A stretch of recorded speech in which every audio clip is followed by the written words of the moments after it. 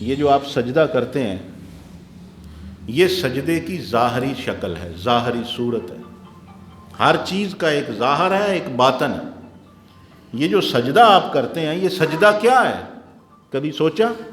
ہمارا وجود، ہماری یہ جو پیشانی ہے نا، پیشانی، یہ انسان کی سب سے زیادہ عزت والی جگہ ہے۔ انسانی جو جسم ہے اس میں سب سے زیادہ معتبر جو حصہ ہے وہ انسان کا سر ہے۔ یہ سب سے معتبر ہے، اوپر ہے۔ پاؤں سب سے نیچے ہیں لیکن سر جو ہے وہ سب سے اوپر ہے۔ یہ زیادہ عزت والی جگہ ہے، احترام والی جگہ ہے۔ ہاتھ دی زیادہ شان ہے یا سر دی؟ چہرہ ہے، سر ہے، آنکھیں ہیں، دماغ ہے، یہ زیادہ عزت والا مقام ہے۔ یوں سمجھیں کہ جیسے جسم ایک ملک ہے اور اس ملک کا صدر مقام سر ہے۔ اس سر کو اگر ہم غور کریں تو اس میں بھی پھر سب سے زیادہ عزت والی جگہ ہماری جبین ہے۔ اسی واسطے تے جدوں کوئی بندہ کامیاب ہوندا ہے تے لوگ محبت وچ آ کے اوندا کی چومدے نے؟ متھا چومدے نے، جبین پر بوسہ دیتے ہیں۔ سب سے زیادہ عزت والی جگہ یہ جبین ہے۔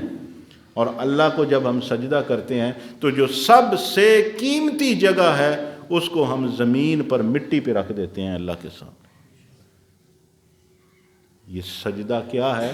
سجدہ اپنے آپ کو اللہ کے دربار میں گرا دینے کا نام ہے۔ حضرت علی جدوں سجدہ کرتے سی نا تو روایتوں میں آتا ہے کہ اگر کوئی بندہ دیکھ نہیں رہا ہوتا نا تو اسے یوں لگتا تھا جیسے کوئی چیز زمین پر زور سے گری ہے۔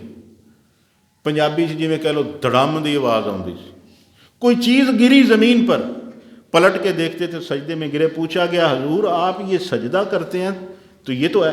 فرمایا سجدے دا مطلب ہے کہ اپنے آپ نو اللہ دے بوئے اتے گرا دینا۔ اسی اللہ کے ڈگ پینے ہیں، اپنے آپ کو گرا دینا اللہ کے سامنے، یہ ہے سجدے کا معنی، یہ ہے سجدے کا مطلب۔ تو آپ فجر کے وقت گراتے ہیں، پھر زور کے وقت گراتے ہیں، پھر عصر کے وقت گراتے ہیں، پھر مغرب کے وقت گراتے ہیں، پھر عشاء کے وقت گراتے ہیں، اور سجدہ ایک بار نہیں کرتے آپ۔ اگر آپ 2 رکعتیں پڑھتے ہیں تو دیکھو کتنی بار سجدہ کرتے ہیں، 4 رکعتیں پڑھتے ہیں کتنی، ہر رکعت میں سجدہ کرتے ہیں، کئی بار سجدہ کرتے ہیں۔ تو جو بندہ سجدہ سمجھ کے کرے، کئی بار سجدہ کرے، اپنے آپ کو اللہ کے دروازے پہ گرائے، اپنے ایمان سے بتانا ذرا، دل پہ ہاتھ رکھ کے، اس کے اندر آکڑ رہ جاتی ہے۔ تو انہوں کیا جائے نا کسی بندے نو بہا کے سامنے کہ اندے پیراں تے سر رکھ، تسی اندے پیراں تے سر رکھ دیو، ایک واری رکھنا ہی ویکھو کڈا اوکھا ہے۔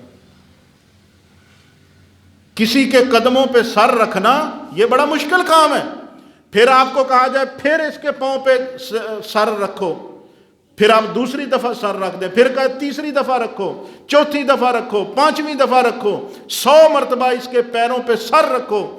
اس 100ویں بار تے بہت دیر بعد آئے گی نا تہاڈی اندر دی آکڑ، تہاڈی اندر دی انا، تہاڈا غرور، تہاڈا تکبر تے پہلی باری چلا جانا، کوئی رتی بھی رہ جائے گی پیچھے، کوئی ذاتی انا، کوئی چدراہٹ، کوئی وڈا پن، کوئی تکبر، کوئی غرور، اس کی رتی بھی رہ جائے گی۔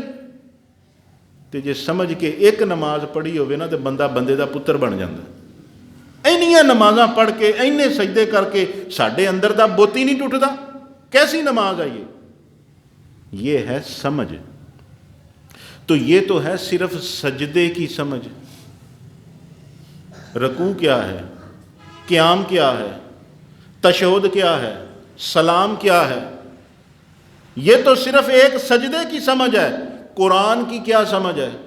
ایک لفظ سمجھ آ جائے، قرآن میں لفظ آیا نا سجدہ، ایک لفظ سمجھ آ جائے اور سمجھ کے سجدہ کرو کہ ہم کیا کر رہے ہیں، تو بندے کے اندر انقلاب پیدا ہو جاتا ہے، بندے کے اندر تبدیلی پیدا ہو جاتی، بندہ وہ پہلے والا بندہ رہتا ہی نہیں۔